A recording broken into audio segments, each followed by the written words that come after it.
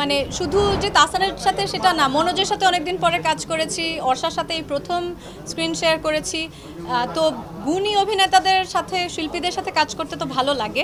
আমার এই ঈদে এই বাংলায় এই বাজি ওয়েব সিরিজটা রিলিজ হচ্ছে চরকিতে। ওপার বাংলাতে আমার আরেকটা কাজ, একটা সিনেমা রিলিজ হবে এক সপ্তাহের মধ্যেই। বাজিতে আমি কি করে যুক্ত হলাম বা কেন যুক্ত হলাম, প্রথমত চরকির সাথে এটা আমার তৃতীয় কাজ। আর চরকি তো আমাদের দেশের জন্য খুব ভালো ভালো কন্টেন্ট প্রডিউস করছে। তো যখন আমাকে রিচ আউট করা হয় এই কাজটার জন্যে, আমাকে বলা হয় যে এটা একটা ক্রিকেট নিয়ে একটা গল্প। তো সেটা প্রথমে একটা মানে পয়েন্ট অফ ইন্টারেস্ট ছিল যে ক্রিকেট নিয়ে কোনো ওয়েব সিরিজ এর আগে হয়নি। আর আমার চরিত্রটা হচ্ছে একটা সাংবাদিকের চরিত্র। তো তারপরে আমি যখন চরিত্রটা শুনলাম, আমি বুঝতে পারলাম যে এটা আসলে খুবই চ্যালেঞ্জিং একটা চরিত্র। এবং আমি লাস্ট যা কাজ করেছি, সেটা সিনেমা হোক বা আর ওয়েব সিরিজ হোক, আমি চেষ্টা করেছি যে এমন কোনো চরিত্র রোল প্লে করতে যেটা আমাকে, আমার অভিনয় সত্তাকে চ্যালেঞ্জ করবে। তো আমার মনে হয় যে আমি যে চরিত্রটা, আমার চরিত্রের নাম জিনিয়া একজন ক্রিকেট জার্নালিস্ট, কিন্তু বিভিন্ন ধরনের এই বাজি রিলেটেড ইস্যুতে জিনিয়া অনেক ধরনের কি বলবো, ওকে অনেকগুলো লেয়ার প্লে করতে হয়েছে। শুধুমাত্র একজন ক্রিকেট জার্নালিস্ট না, তার ব্যক্তিগত জীবনের কিছু ইস্যু ছিল, তার প্রফেশনাল জীবনের কিছু ইস্যু ছিল। তো সেইগুলো আমার মনে হয় যে আমাকে ভীষণ চ্যালেঞ্জ করেছে। আমার কাছে চরিত্রটা খুব ভালো লেগেছে।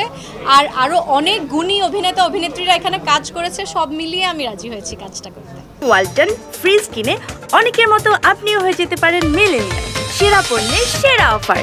আচ্ছা, আমার মনে হয় যে আমরা সবাই ক্রিকেট প্রেমী বাংলাদেশিরা, আর অবশ্যই ক্রিকেট খেলা দেখা হয়। আমরা আমাদের দেশের ক্রিকেটাররা বিশ্বের মানে এখন খুব গুরুত্বপূর্ণ জায়গায় আছে, খুব ভালো করেছে বাংলাদেশকে একটা বিশ্বে একটা অন্যতম জায়গায় নিয়ে গেছে ক্রিকেটে। তো ক্রিকেট খেলা তো সেই কারণে আমি বলছি, আপনার উত্তর ছিল আমি ক্রিকেট দেখি কি না। হ্যাঁ, দেখা হয়। তবে হ্যাঁ, আমি বলবো না যে আমি খুব একটা জ্ঞানী এই বিষয়ে বা আমি ভীষণ ক্রিকেট বোদ্ধা, আমি সেই রকম না। কিন্তু জাস্ট একটা স্পোর্টস হিসেবে আমি এটাকে এনজয় করি। আচ্ছা, ভবিষ্যতের কথা এখন না বলি, আমরা এই প্রজেক্টের কথা বলি। অনেক দিন পর স্ক্রিন শেয়ার করেছি একসাথে। সেটা মানে শুধু যে তাসানের সাথে সেটা না, মনোজের সাথে অনেকদিন পরে কাজ করেছি, অর্ষার সাথে এই প্রথম স্ক্রিন শেয়ার করেছি। তো গুণী অভিনেতাদের সাথে, শিল্পীদের সাথে কাজ করতে তো ভালো লাগে। তবে ভবিষ্যৎটা এখন এই মুহূর্তে বলতে পারছি না, কারণ আমি তো খুব কম কাজ করি। তো আমি এখনও যাই, এই প্রজেক্টের পরে নেক্সট প্রজেক্ট কি আমি সেটাই জানি না। অভিনয়টা ভালোবাসার জায়গা থেকে করি, আর কম কাজ করি। আমার মনে হয় সেই জন্যই মনোযোগ দিতে পারি কাজে। আর এইবার আমি বলি যে এখন আমার এই ঈদে এই বাংলায় এই বাজি ওয়েব সিরিজটা রিলিজ হচ্ছে চরকিতে। ওপার বাংলাতে আমার আরেকটা কাজ, একটা সিনেমা রিলিজ হবে এক সপ্তাহের মধ্যেই। তো এইরকম বছরে একটা দুটো কাজ করে যদি দর্শকরা ভালোবাসা দেয়, তাহলে আমার বেশি কাজ করার দরকার কি। আচ্ছা, আমার অনেক দিন পরে কি আমার রোজার ঈদে কাজল রেখা রিলিজ পেয়েছে। আর গত বছর মাইসেলফ অ্যালেন স্বপন চরকিতে রিলিজ করেছে। তো বছরে একটা দুটো কাজে আমার জন্য অনেক।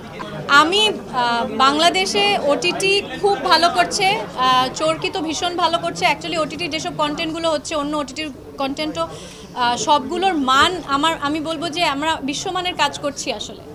এবং আমি পৃথিবীর বিভিন্ন, শুধুমাত্র ভারত থেকে না, পৃথিবীর বিভিন্ন জায়গা থেকে আমি অনেক কমপ্লিমেন্ট পাই আমাদের বাংলাদেশের মৌলিক কাজ নিয়ে। ঈদ নিয়ে সেরকম কোনো পরিকল্পনা এখন আর নেই। ঈদ তো আর এখন আমার জন্য আর সেরকম কিছু মানে ভাবা হয় না। আমার মেয়ের জন্য নতুন জামা, কোথায় বেড়াতে নিয়ে যাবে বা ঈদের ছুটিতে কোথায় যাবে, সেটা ওকে ঘিরেই, আমার মেয়েকে ঘিরেই ঈদটা প্ল্যান করা হয়। আর যিনি আমি কলকাতা থেকেও খুব ভালো ফিডব্যাক অলরেডি পাচ্ছি। মানে এখনও তো ট্রেইলারই কেউ দেখেনি, শুধু পোস্টার দেখেই অনেকে প্রশ্ন করছে যে এটা কি হচ্ছে, ক্রিকেট নিয়ে কি হচ্ছে, কারণ ওখানেও ক্রিকেট ভক্ত আছে অনেক।